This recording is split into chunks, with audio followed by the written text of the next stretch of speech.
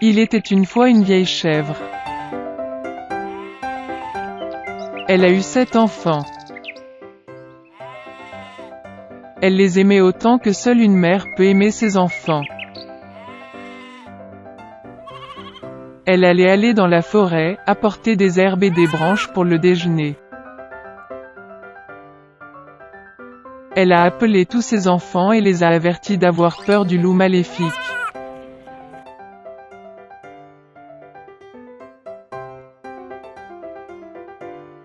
Il fait souvent semblant, mais vous pouvez immédiatement le reconnaître à sa voix grossière et à ses pattes noires. Les petits-enfants ont tout compris et ont assuré à leur mère qu'il serait très prudent. La vieille chèvre partit tranquillement. Peu de temps s'est écoulé. Soudain, quelqu'un a frappé à la porte et a crié d'une voix grossière que les enfants devraient immédiatement l'ouvrir.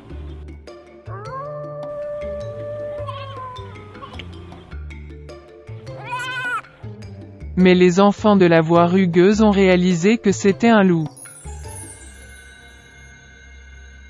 Ils ont répondu que ce n'était pas la voix de la mère, sa voix était gentille et fine, et cette voix était très impolie, ce qui veut dire que c'était un loup. Puis le loup est allé chez le marchand et s'est acheté un grand morceau de craie. Il en a mangé et sa voix s'est affaiblie.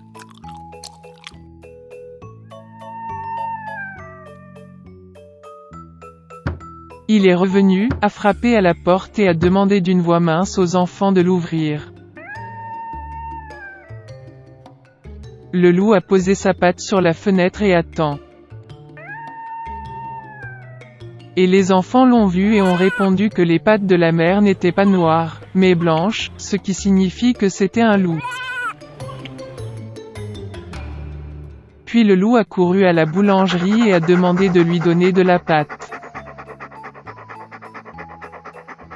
Le loup a oint sa patte avec la pâte.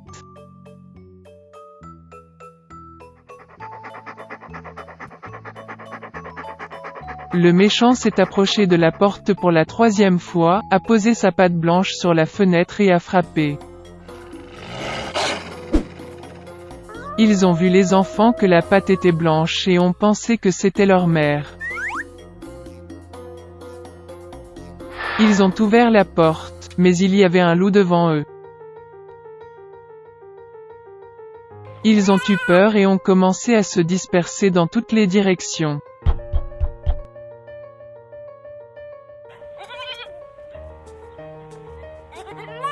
Un enfant a sauté sous la table, un autre sur le lit, le 3e sur la cuisinière, le 4e dans la cuisine, le 5e dans le placard, le 6e sous l'évier et le 7e s'est caché dans l'horloge du grand-père.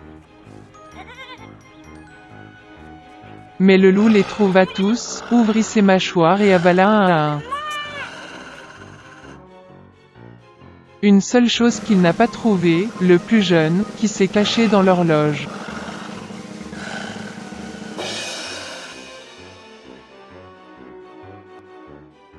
Après avoir mangé à sa faim, le loup est parti. Il s'allongea sur une prairie verte sous un arbre et s'endormit.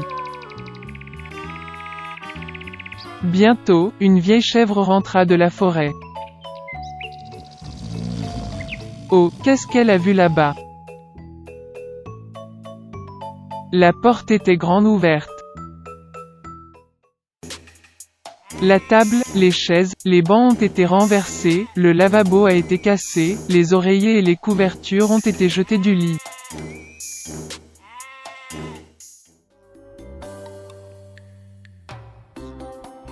Elle a commencé à chercher ses enfants, mais elle n'a pu les trouver nulle part.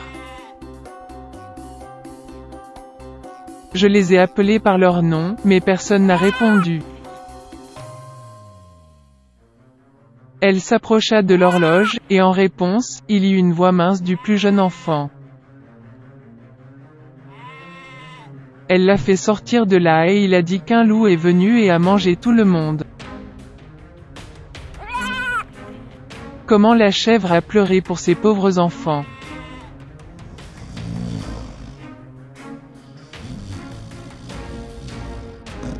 Finalement, elle quitta la maison, et la plus jeune chèvre courut après elle.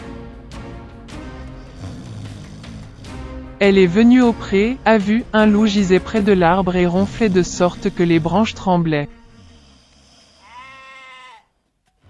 Elle le regarda de tous côtés et vit que dans son ventre gonflé quelque chose bougeait et pataugeait. Elle a deviné que c'étaient ses enfants et était très heureuse qu'ils soient toujours en vie.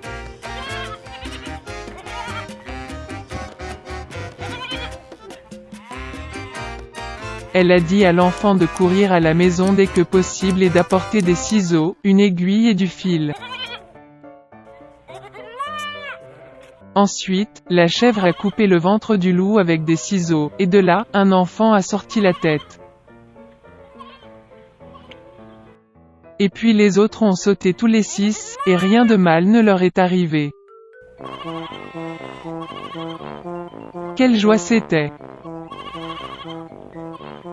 Ils ont commencé à embrasser leur mère, à sauter et à danser.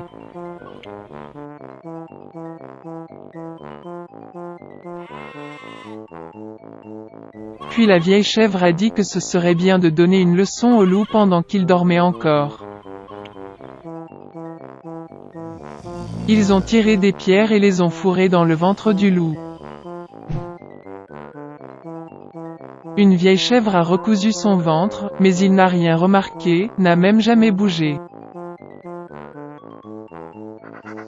Le loup a dormi, s'est levé et a eu une telle soif dans son ventre qu'il a décidé de boire l'eau du puits.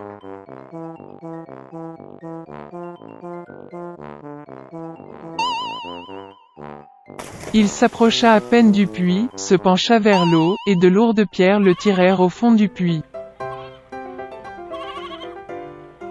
7 enfants ont vu cela et ont commencé à danser de joie avec leur mère. C'est ainsi qu'ils ont enseigné une leçon au loup maléfique.